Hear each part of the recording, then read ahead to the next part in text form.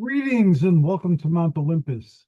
I'm Hercules Invictus and I'm here with Ryan Foley, and we'll be discussing how to obtain a Herculean physique and other things of interest to those who love the Iron Game. Greetings and welcome. How are you today, Ryan? I'm doing good, sir. How are you? I'm doing great and I'm looking forward to your presentation as always. Well, good. I'm glad to be able to be here with you tonight. Got some pretty interesting information that I'm looking to share, but also at the same time, I don't want to steamroll things. So by all means, please jump in, and I'm curious to get your take on some of this stuff. Uh, Sure. so for those of you that are new to the program, hi, my name is Ryan. I started bodybuilding back in 2014. Whenever I wanted to go through and I was dissatisfied with my physical appearance and my health, so I decided to go through and lift weights based on being a fan of the superhero physique. And what has steamrolled since then has been a very long journey that has required a lot of research on my part. So this is just me coming on to share. Hercules is nice enough to provide me with a venue for me to go through, and this allows us to kind of talk about the stuff that we've gone through in our bodybuilding careers, the amateur. But so it's looking for a general sense of wellness. And so we come on here once a month to talk about things, and I'm always a little bit nervous after we get done talking because like, oh, what am I going to talk about next month? But usually, sometimes the information kind of finds me. And so, one of the things that I advocate for is to go through and find your why, is to figure out why you want to go through and use fitness to improve your life, and what's your motivation to get you there. And it kind of has to be something that's inside more than it is the external, because if the external fails, then you're not going to have that motivation to keep going. For instance, here in the summer, my son is going to take a trip to Italy, and Wow. he's just come off of ankle surgery. And, so his goal right now is 10,000 steps a day to get himself conditioned to be able to walk around all the piazzas. I don't know if that's what they're called, but he wants to be able to walk around the cities and stuff like that. So he's going through, and he's training to be able to do that. And so sometimes finding those little things like that little motivation, it's enough to keep you going. And so Hercules, since the last time you and I talked, we went through Oklahoma here. We experienced our what is our first snowstorm of the season, and from the looks of the weather things, it could be our only one that we had. But the meteorologists were really on top of it. They knew it was coming. They gave us plenty of warning well in advance, so we were able to stock up on food, all that sort of stuff. And I just knew, hey, I'm going to be in the house for a couple of days because I wasn't going to go through and try to risk my vehicle to get out to go to the gym. Just the risk reward wasn't there. So the snow was real light, real powdery. So as a result, the wind was whipping it around. So it was that weird, strange snow where you could look over and you could see little blades of grass sticking out in one section, but then you move over 20 feet and it's up to your knee. It built a bowl around my car, and I knew I was going to have to get this thing dug out so I could go to work on Monday. So I was out there going through it, and so I turned it into an exercise where I went through it. I started counting, and I was like, okay, it's 18 reps from the nose of my car to the end of the driveway, and so let's just start digging out. So by going through and I have no doubt that it was all the training that I've done in the gym kind of prepared me for that event. So there's another version of me that never went on this journey, never went on these quests, and so as a result, I could have dropped dead of a heart attack trying to dig my car out in some alternate universe. But so really got me going the pathway for the tires. And I was like, well, I'm already out here. I'm already cold. Let's just keep it going. And so by the time it got to the end, I had the whole pathway cleared out. And there's no doubt in my mind, again, it was because of the conditioning that I do in the gym. But then also at the same time, the next day, I said, well, okay, I need to be out and about. I need my calorie count to be up, all that sort of stuff. So I was like, so let's go ahead and let's dig out my son's car too. He knew he wasn't going anywhere. He was off work for a couple of days. So I was like, let's go ahead and dig him out. And I was only able to muster about half as much energy, counting on my watch how much work I was doing. It counted up as like 20 minutes to go through and dig my car. It took a lot longer than that, but I wasn't in exercise mode. But because my levels had spiked so high, it counted it as exercise. So for that first day where I'm digging my car out, I got like 20 minutes worth of exercise in. I was like, all right, that's pretty cool. And then went to dig my son out, and I could only get about 10 minutes worth of exercise. And I was like, man, my lower back was hurting, my body was breaking down. But then I had to remind myself, okay, I'm in a much different environment than I am in the gym. To me, what like soothed my soul was like, I had to imagine there's a difference between running on a treadmill or running on a track versus running on the beach where the sand is constantly shifting underneath you. And so you're having to, and it was kind of the same way with digging out in the snowstorm. My body's off balance. If I could have just bench pressed my way, to clear the driveway, I would have been fine. And we would have been done in 5 minutes and everything would have been good. But so you're off balance, you're on a slippery surface, and you're doing exercises I'm not used to doing. And then there's a reason why I don't train legs, 2 days in a row or 3 days in a row, because it's just too rough. So when I went to dig my son out, it's like, yeah, I'm working the same muscles over and over again. So using that, it was a real springboard for me to know, hey, this is where I think I'm doing well, because that motion is medicine. To be able to go through and be able to handle these chores. And so I think it's fine to have short-term goals, like with what my son has, where he's trained to go to Italy. But then also at the same time, I think we need to have those long-term goals. And one of the ones that kind of gets overlooked is just quality of life. To be able to go through, I don't think I move like an average 51-year-old because of all that work that we've done in the gym. And I have no doubt in my mind that after Hercules, you had your Parkinson's diagnosis. I have no doubt that in another world, or in another dimension, maybe you're not able to handle it as well. But because of everything that you've done with your program, I think that's probably gone through and put you on the correct path.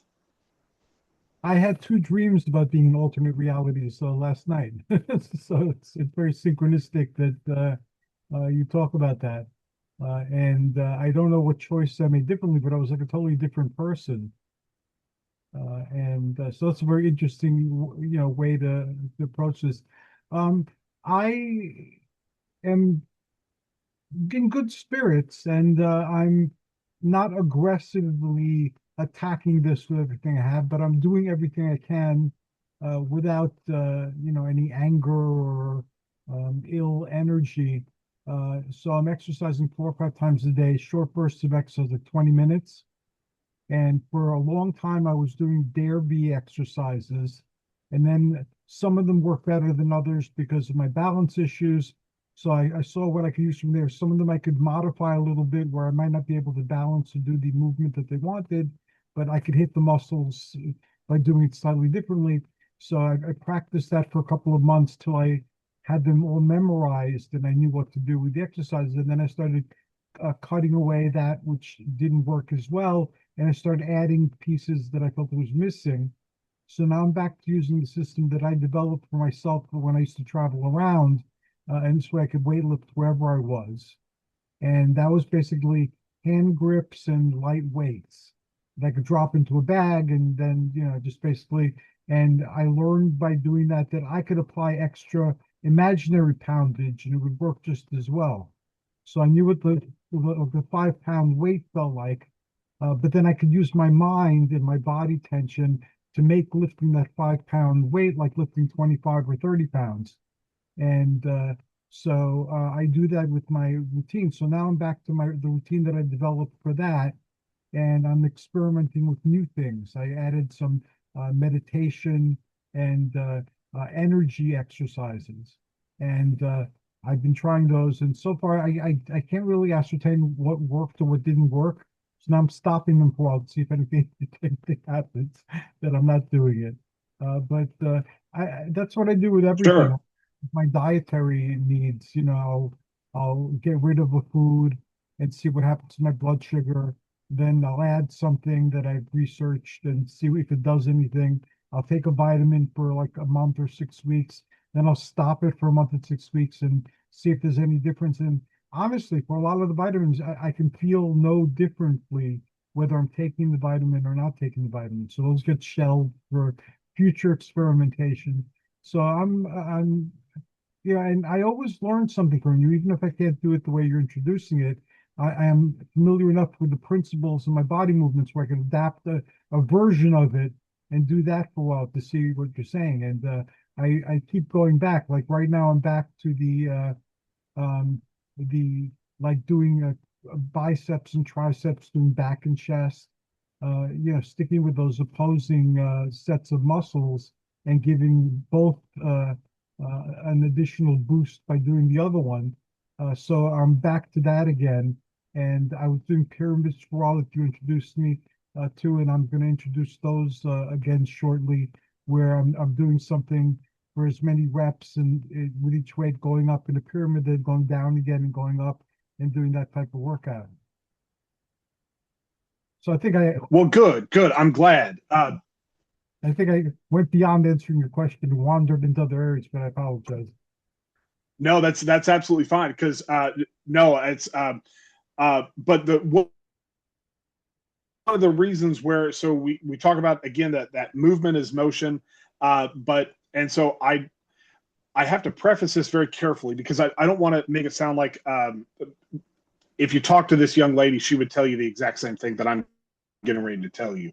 But so my neighbor had, I believe it's a bariatric surgery. I'm not familiar enough with it in order to speak medically about it, but it's where basically it's the stomach stapling surgery, and so as a result, she's lost a tremendous amount of weight, but she also complains that she has no muscle mass.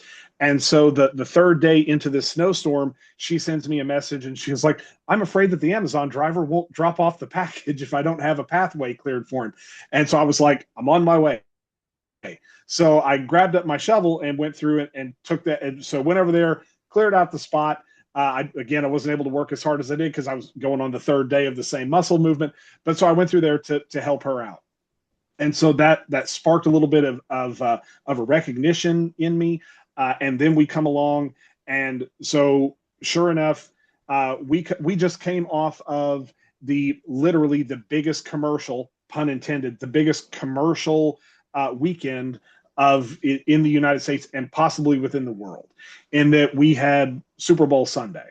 And so one of the things that I always, so we do it's just for fun, but we do the proposition bets. We're not betting on the outcome of the game. It's for bragging rights really, but we do the dumb bets, like, oh, who's going to be the first commercial after the kickoff, and who's gonna get that commercial, and so how long is the national anthem going to run? So dorky, stuff like that.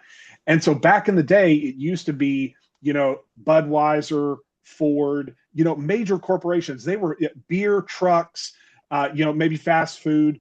That was always like a really solid bet. And things have kind of changed quite a bit. And so now, like the biggest ad presence that we had for the Super Bowl, without a doubt, was AI.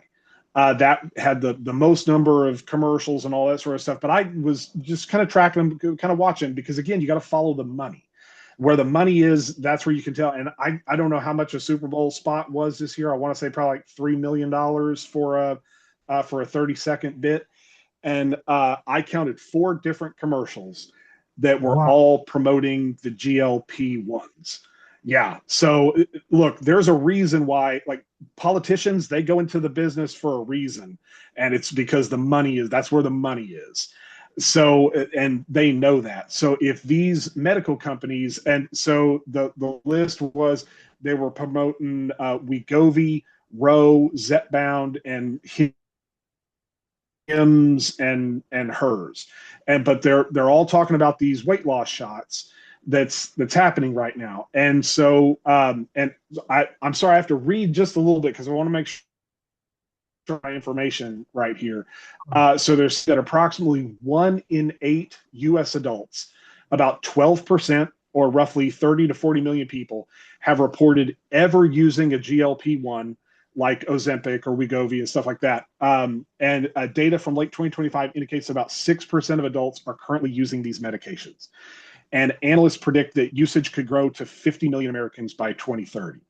So Wow. that's a lot of people that are getting onto these weight loss shots. And so I started digging into this. I kind of went down a rabbit hole. And so it started out to research this, and it led me down. And so there was a joint advisory issued from 4 different places. So it was the American College of Lifestyle Medicine, the American Society for Nutrition, the Obesity Medicine Association, and the Obesity Society. So all 4 of these organizations got together and they issued a joint advisory.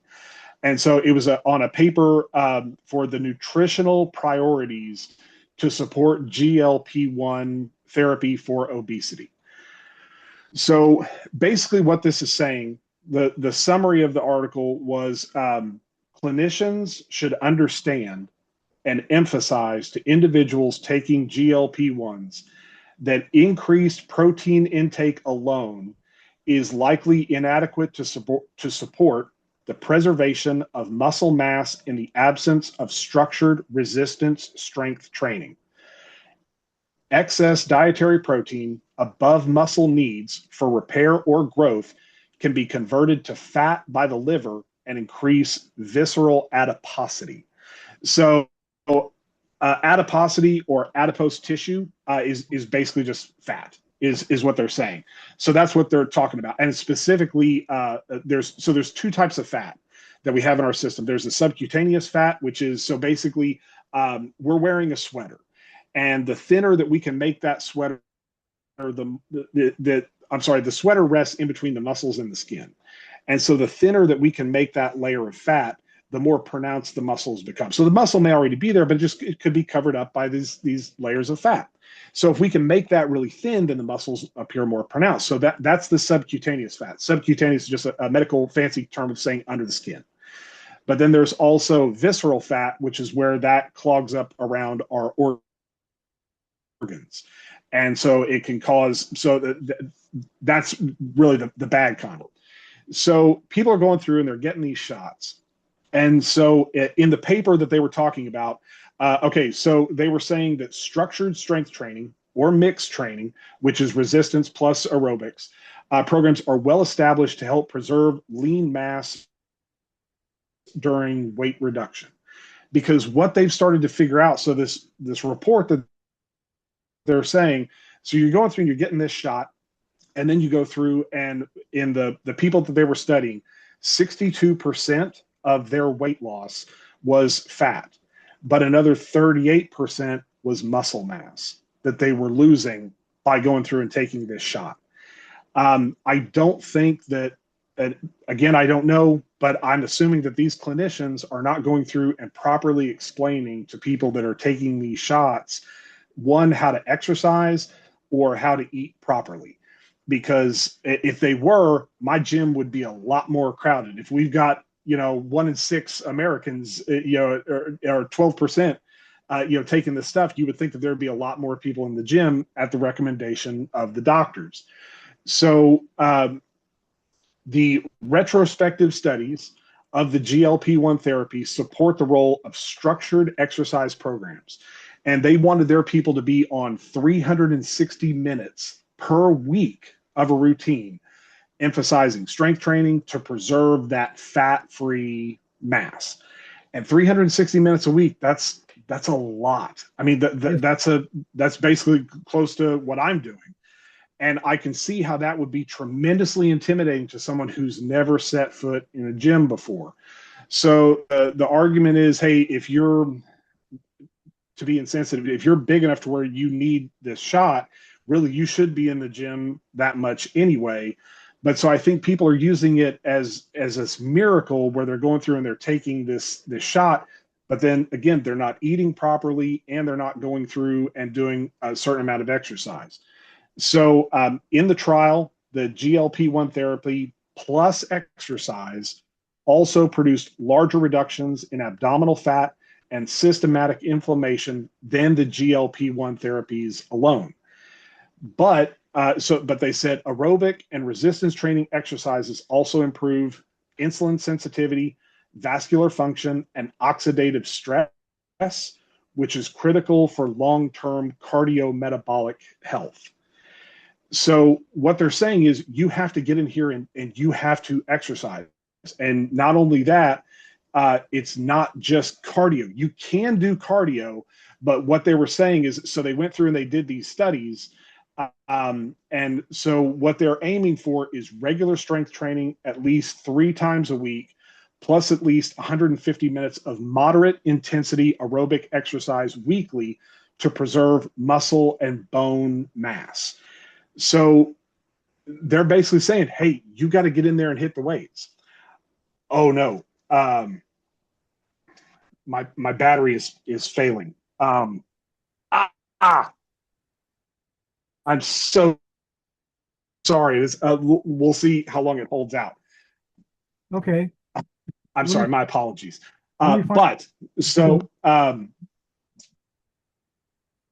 I'll look for the pause this way in case you. If you give me. Go ahead. Can we do that? Can we pause real fast? Yeah. Okay.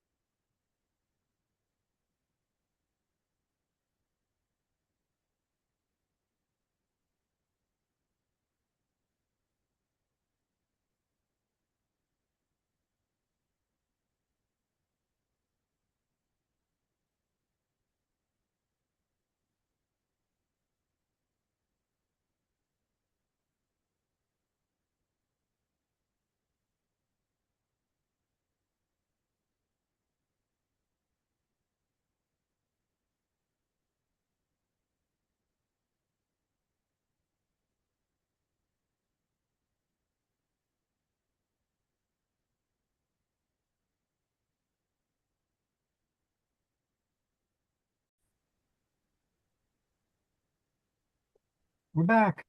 Okay, boy, my bad on that, and my apologies. I had the phone plugged in, but I didn't charge my earbuds. Okay, so where we were at before the interruption. So basically, what these people are saying is that you have to go through and you have to lift weights in order to prevent that the loss of muscle mass. And so again, 360 minutes of working out per week for someone that is uninitiated, I can see how that would be tremendously intimidating. So now what they're saying is 150 minutes of the combined aerobic activity. But again, we've established here where if you're going through and you're working out, that I believe that the amount stacks. So if they're saying 150 minutes, the aerobic activity, it can be both a combination of cardio, because if you do the weightlifting at a certain tempo without taking breaks, it does count as a cardio exercise. But what they've established is that cardio alone is not enough to prevent the loss of muscle mass. You have to go through and you have to hit these weights. And which is what we've been saying for the longest time. But now here's this other organization going through and backing this up. So I think a lot of people that are, the people that are thinking that the fat shot drug is going to be this miracle for them, I think they're going to be in for a rude awakening, or there's going to be problems down the road that we haven't anticipated. But with so many people getting on this, but again, follow the money. So if a medical corporation is willing to shell out they're not shelling out that $3 million for nothing. Right. So they're doing that for a reason. And it's just, I'm afraid it's just going to be a license for them to print money. Yeah, that's again, the results don't seem skewed it seems accurate based on what we know and what we personally experienced, that just diet alone or exercise alone won't do it. You need to combine the two. And then I know with supplementation that people experiment with, they're trying to get that third leg, which is being taken care of by the medication. So, like you said, let's see what happens. And there are things that we can't foresee. And as people experience this and move forward, we'll know a lot more than we know now. Well, and so what brought me to all this? So one, I've never taken a GLP-1 just because I can't afford it. I mean, it's pretty darn expensive. And the last time as I understand it, it was designed to help people with diabetes.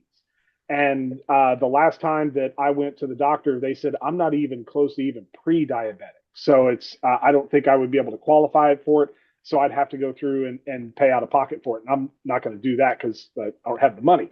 But to unleash me with something like that, I think it would get kind of scary because I would know what to do with it. And so my fear is that the people who will know how to eat, the people who will know how to work out, are probably going to be actors in Hollywood who are going to be on this stuff. And then as a result, they're going to, again, develop these superhero physiques.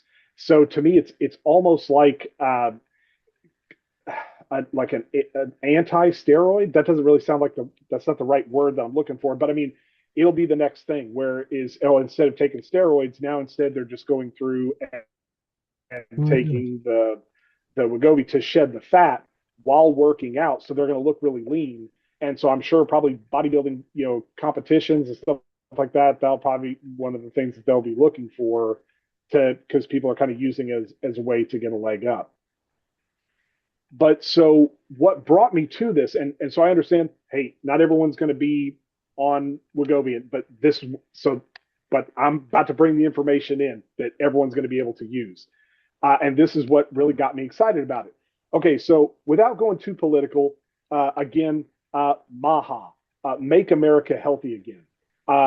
So they have declared, so I think there's a difference between people in authority and people that are experts.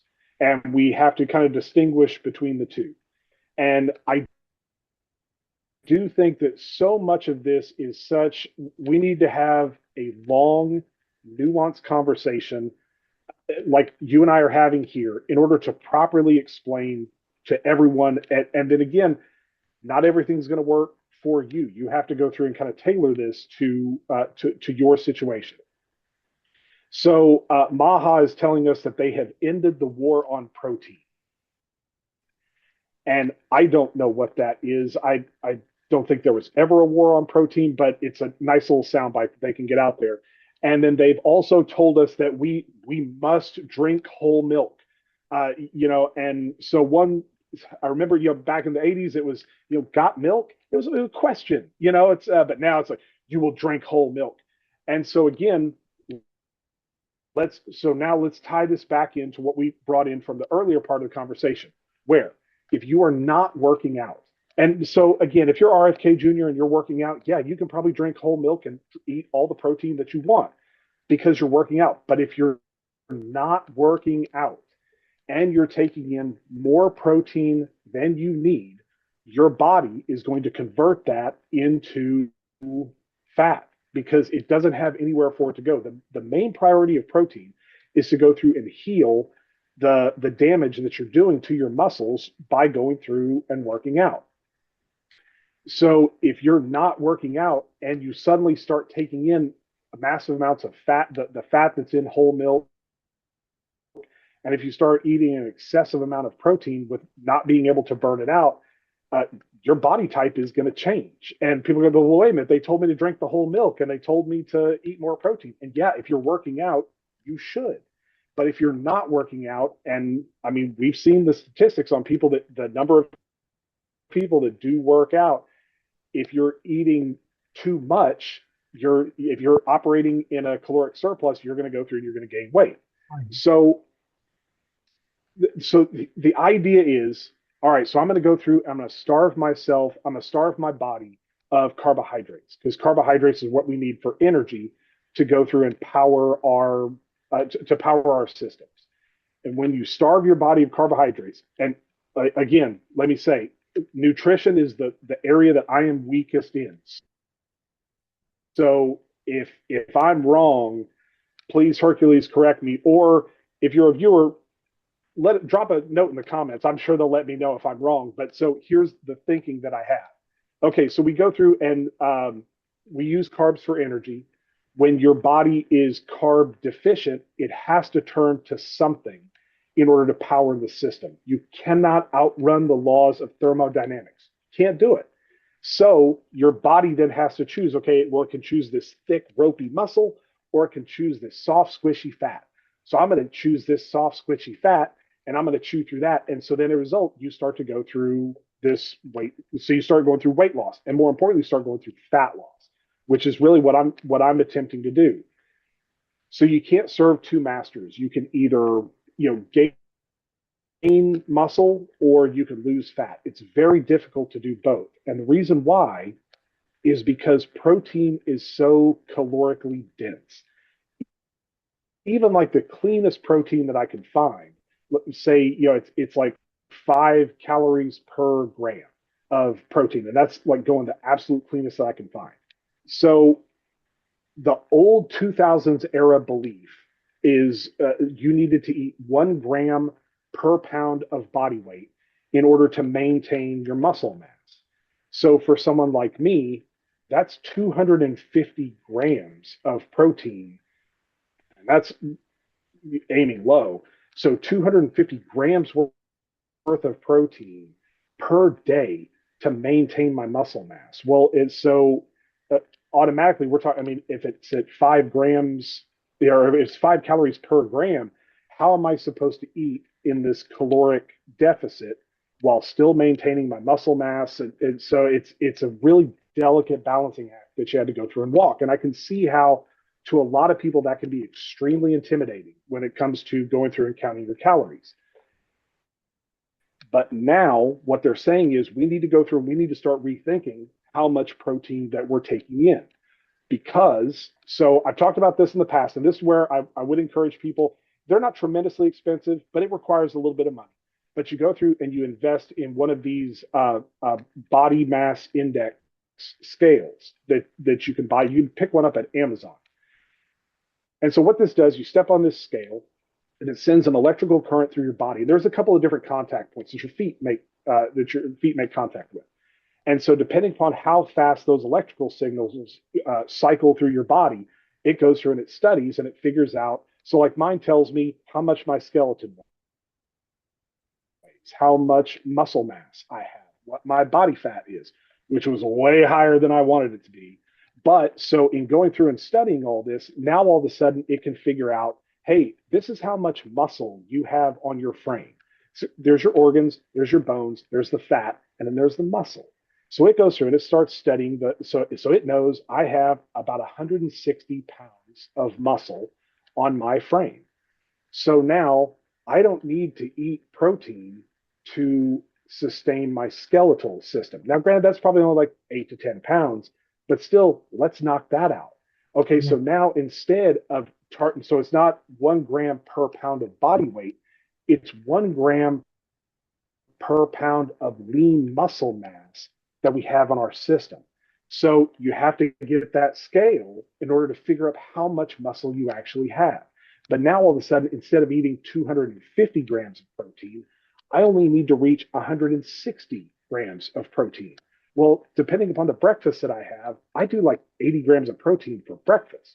If I have a decent piece of chicken for lunch and a decent piece of chicken for dinner and a few protein-based snacks, I'm there. Suddenly, it's not that difficult. And so now all of a sudden, operating at a caloric deficit is a lot easier because instead of targeting for 160 grams instead of 250, I just saved you 450 calories that you are now able to either go without or fill in with something else. So once I started looking at this from this point of view, I was like, well, that doesn't sound tremendously difficult. So I'm just trying to figure out, am I crazy? Do I think that this theory is wrong? Or I'm sorry, should I say, do you think that this theory is wrong? Or does my logic seem sound? Your logic seems sound. I find no fault in what you said, and I have, although I understand why you inverted the food pyramid, I've learned through my personal experiences that too much milk in a day can give you diabetes. I shared that story already. I'll share quickly again. When I moved to Pennsylvania, we had a lot of space. We had a big basement. I got a lot of gym equipment at garage sales at the Salvation Army, at Goodwill, and through FreeCycle. So I built myself a really good gym.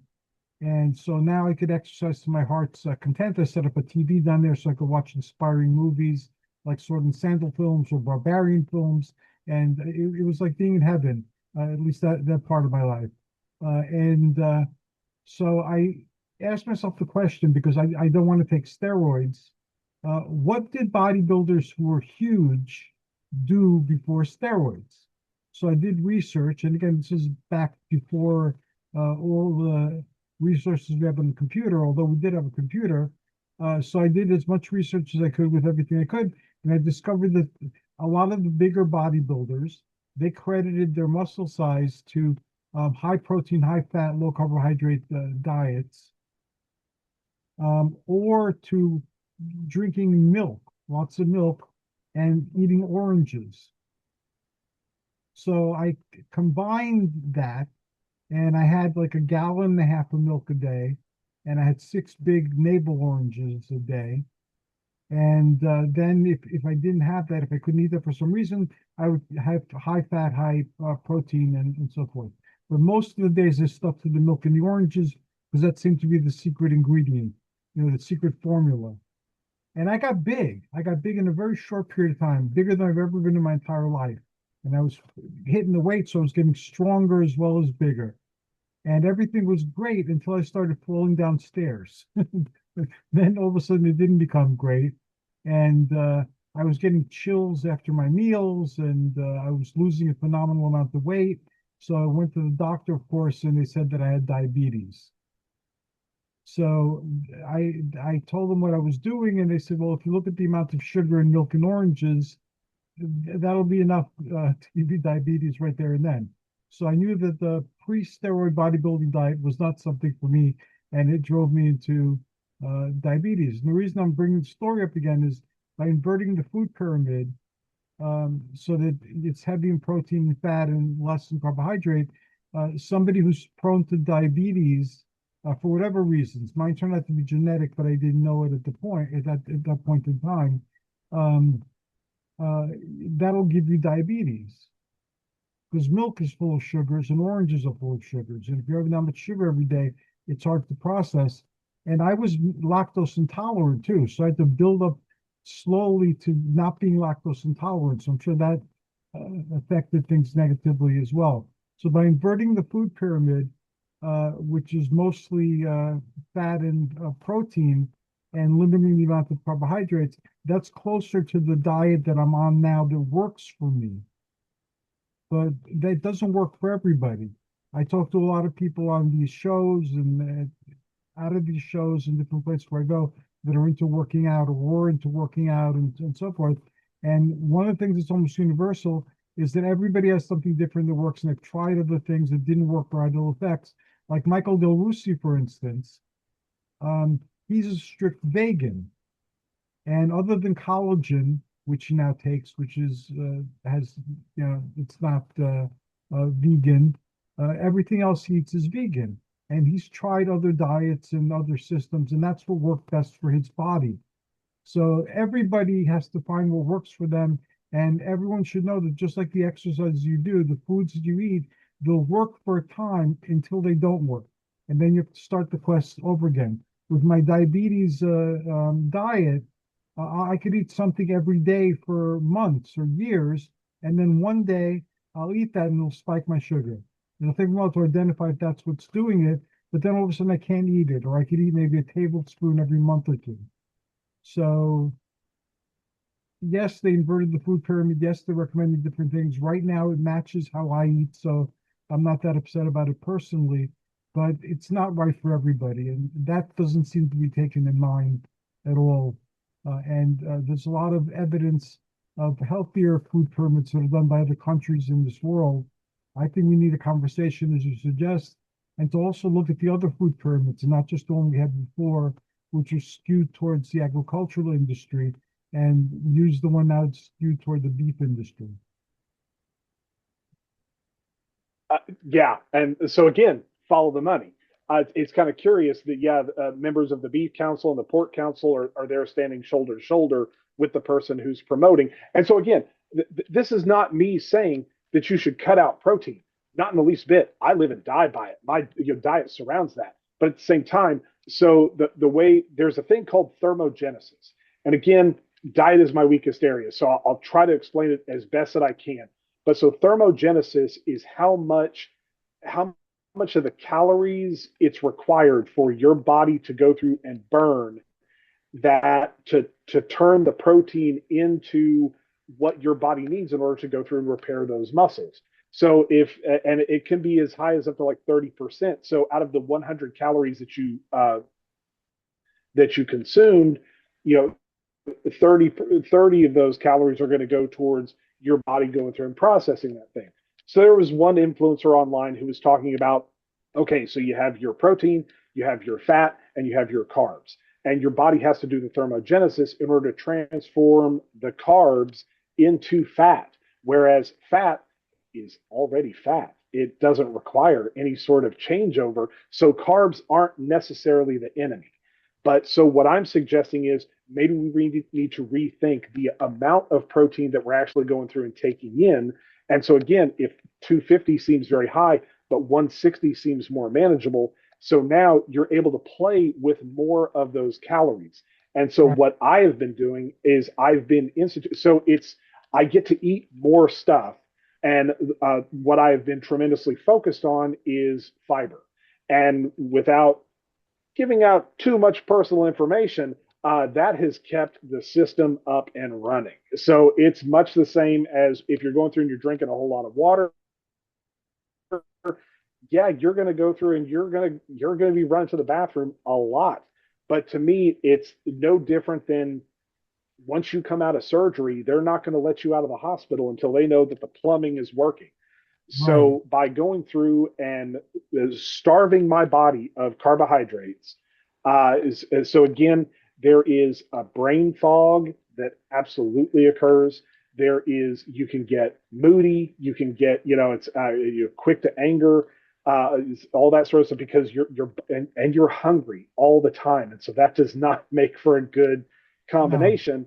But so again, it goes back to, hey, if I have some carbohydrates to fuel my workout, now all of a sudden I'm working out that much harder, whereas I might have given up after 30 minutes, but because I'm fueled with carbohydrates, now I can go through and now I'm working out for an extra 15 minutes that I normally wouldn't have had, which therefore I'm burning more of the energy that I had. So it's just going through it and doing a reset. And it's figuring out what works for you. And so this is one of the things that my son and I have had conversations about. And it's a nice way for us to bond and talk about things. But so one of the things that I'm implementing now is I pretty much eat the same thing for breakfast. I pretty much eat the same thing for lunch, but now I'm going to go through and I'm going to add to it. And so one of the things that they're suggesting, and so I went to the store, bought a bunch of stuff. I've got it all in individual containers. I'm adding salad onto my, so I'm eating that in conjunction with. It's not replacing anything, but hey, let's go through and I'm going to have this tub of salad ready to go for me at work tomorrow before I eat my regular lunch. But by going through and doing that, it's going to help me feel, it's going to sate that hunger a little bit easier. And so it's just going through it and making those little changes. But I think by going through and so you have to go down and get to your precise numbers. And I know that's not really great for a whole lot of people to go through and count every single calorie. And I'm not saying you have to do that, but just by going through and adding in these certain fruits and vegetables, the fiber is going to be fantastic for you. It's going to keep your system moving. It keeps you out of that brain fog. It allows you to eat a little bit less, structured. It gives you a little bit more freedom to go through. And as we've said, you can't live optimized 100% of the time. You will go crazy. But thankfully, with the Super Bowl behind us, and that's, as far as I can tell, that's like the last really big eating holiday that we have in that block, starting Mhm. from like October 31st, and then we get, Thanksgiving and Christmas and New Year's, and it's all these holidays. But now they're back behind us now. Now it's time to start moving forward, and so this is the big change that I'm going through and making. And again, it's not it is less protein, but it's dialing in for that amount that we need. And so by going through and studying how much of your lean muscle mass that you have and preserving that while hopefully dropping off the pounds, preferably without using the GLP-1 cocktail that they're so suggesting that we all need. Yeah, I've heard that in political clips too, that I look at occasionally. They were suggesting making the shot more available to people, and that somehow this was going to address the need to eliminate obesity, and they were talking about how it's going to be a fight against fat and so forth. And I don't quite buy it, and I have the same concerns about it that you've been voicing. And so again, and let me, okay, so whenever it was, there was a few months back, everyone jumped on the rock whenever they said they found out, or they said, oh yeah, he showers sometimes 3 times a day, and oh, that's not good for your skin. Yeah, but he's showering 3 times a day because he works out twice a day. It's not just he's not compulsively showering, because what's worse? Oh, it's not good for your skin. Yeah, well, neither is sitting in tepid pools of your own filth. I Right. mean, it's like you have to go through and get your body clean. So he's doing it for a reason. And yes, I do understand obesity is bad. And there would even be some doctors who would come along and say, okay, but you do realize whether your blood vessels are stretched out across fat or stretched out across muscle, they are still stretched out. I mean, so having this big hulking body, maybe that may not be the healthiest thing. But I mean, I do understand obesity is bad. And I'm not out here promoting it because I'm trying to get away from it myself. The important thing is that going through it and doing all this strength training, I mean, it goes through and it helps you in so many different ways. So I'm not out here advocating. So I understand there are some people that absolutely need the shot in order to overcome the food issues. And believe me, I have my own food issues as well. I do. I understand it. But I just sometimes think there's a little bit. Have we tried this first before instead of just going through and getting that done? And so if we go back to that GLP-1 study, and let's just remove the GLP-1s out of it completely. So what they're saying is that increased protein intake alone is likely inadequate to support the preservation of muscle mass in the absence of structured resistance training. You've got to hit the weights. You've got to. And aerobic activity alone has a smaller effect on preserving lean mass. So for all the cardio bunnies that are in watching this, I'm telling you, don't be afraid to hit those weights. I have been hitting them since 2014, trying to get big and bulky, and I can't do it. So if you go through and pick up a 5 pound dumbbell, you're not gonna turn into She-Hulk overnight. I guarantee it. Well, Um, you have done it. I've seen pictures of you. You're very muscular, and you're a lot leaner than when we first connected, when I interviewed you for your graphic novels. So you made a phenomenal amount of progress.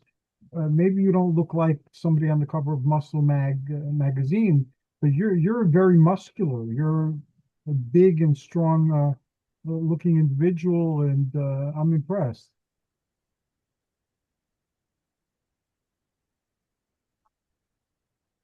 Thank you. Um, I don't hear that a lot. Um, a guy came up to me in the gym. I don't even when it was, and I don't wear like little shorty shorts, the 1970s NBA shorts. I wear a lot of big bulky stuff because of my body image issues, and he complimented my legs, and I was like, thank you. I mean, because and that became a core memory for me. The fact that someone went through and acknowledged that. So we don't hear that a lot, and I've talked in the past about how we're all our own worst critics. Yes. And so thank you for saying that. It means a lot. It's you go through and now you can tell that I don't hear that a lot because I don't know how to respond to it. Aside from just thank you. It's a lot of hard work. Bodybuilding is the hardest thing I've ever done. And I've gone through a divorce, but it is also simultaneously the most rewarding. Yes. Just because it's the gym is that sacred place for me.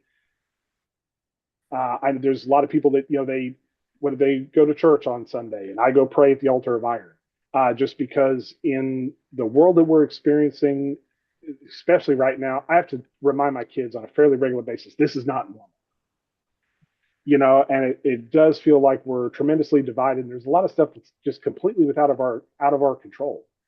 But for that hour a day, that's my time. You can't get in touch with me on my phone. It's silenced. That's my time to go in and put my work in. And so I can block out that outside world for just a little while. And point blank, boy, the iron doesn't give a shit.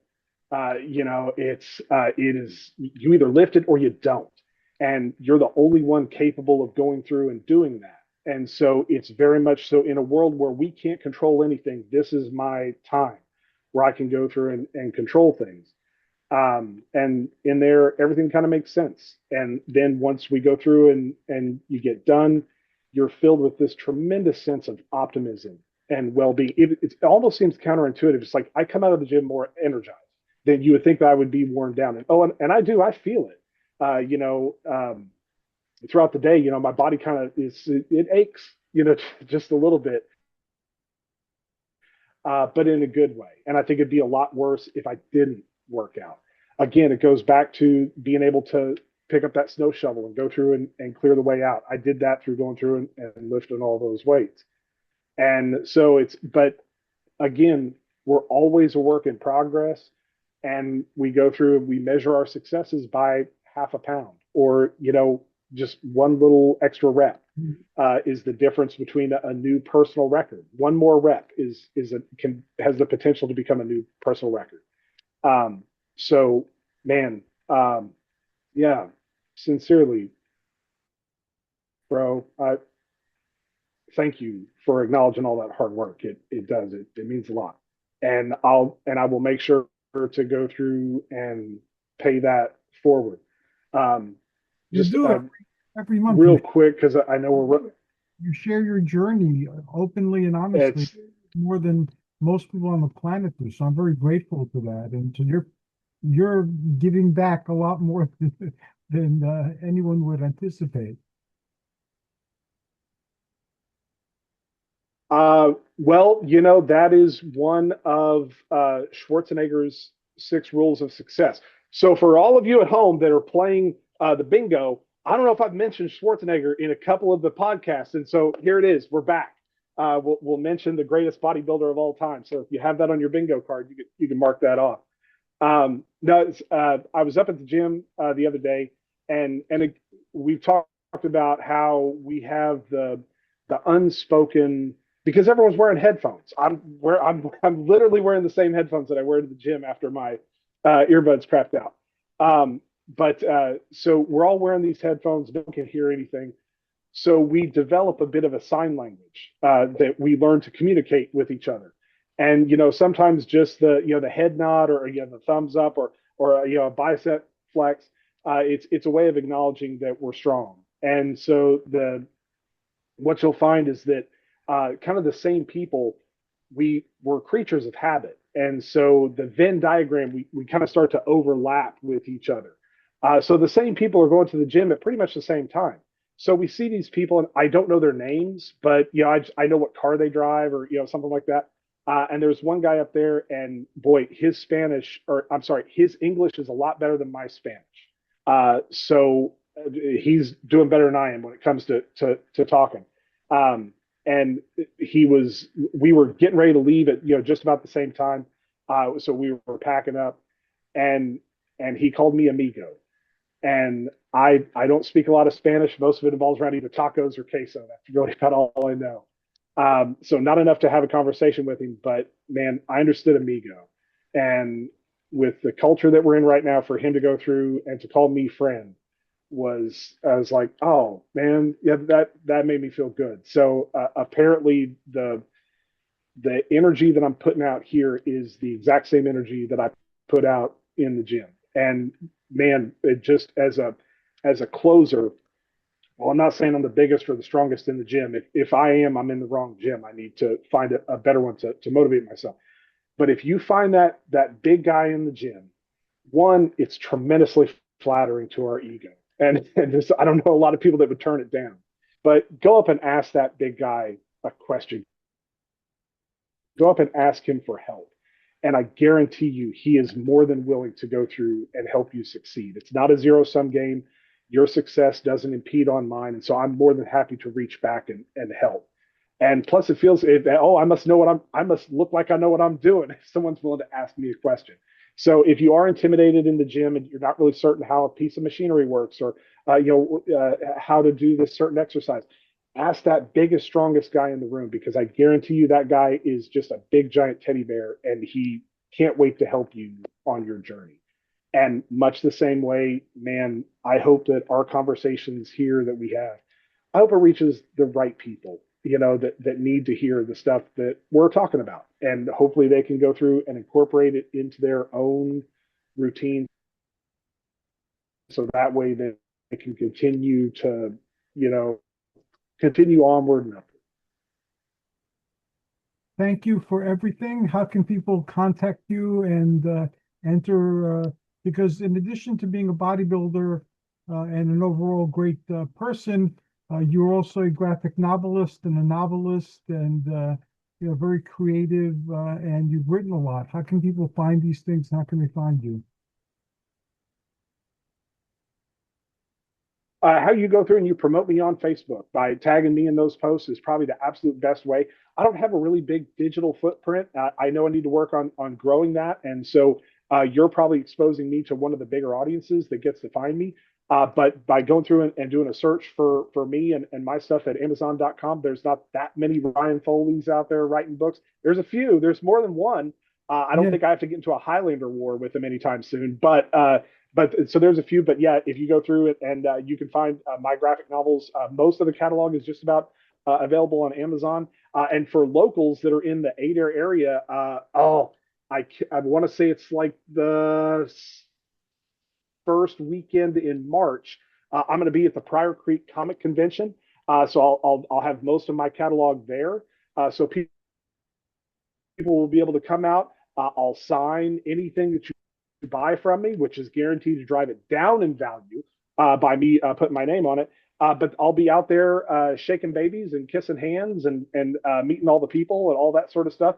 So for locals here in Oklahoma, the Pryor Creek Comic Convention, I should really have that date memorized. But I want to say it's the first weekend in March. So really looking forward to that. If you send me a graphic, I'll put it out when I receive the graphic, and then for the week previous, I'll put it up a few times. This way, if people are watching from Oklahoma, they know where to find you. Yeah, that sounds really good. And in addition, for those who love quests, you can find a lot of information that Ryan's put together in the Purian Strength and the Phoenix Protocols. And I believe those are still out there somewhere. So if anybody wants to quest for them, they're really a great find. And he cultivates his way of looking at things and suggests some really great exercises. And I benefited from reading both more than once. So onwards and quest for it. Thank you so very much, Ryan.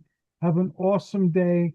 May there be no more snows, or if there are snows, you're doing what I used to do. I used to think in terms of what body parts am I moving and break it down into sets and things. And break, not break, shovel the snow that way. And I apologize. My medication that I'm taking for my Parkinson's has really messed up my eyes. So it took me a while to find the pause button. So a lot of that wasn't pause, it was just me bending down. I think I put my glasses on. I think I might have even had a magnifying glass to find out which button to press. So I apologize for that. No problem at all. Thank you very much for providing me with this venue once again. Again, it's always great to talk with you. I hope that this information reaches the right people, and I'll be looking forward to talking to you again next month. Me too. Thank you, my friend.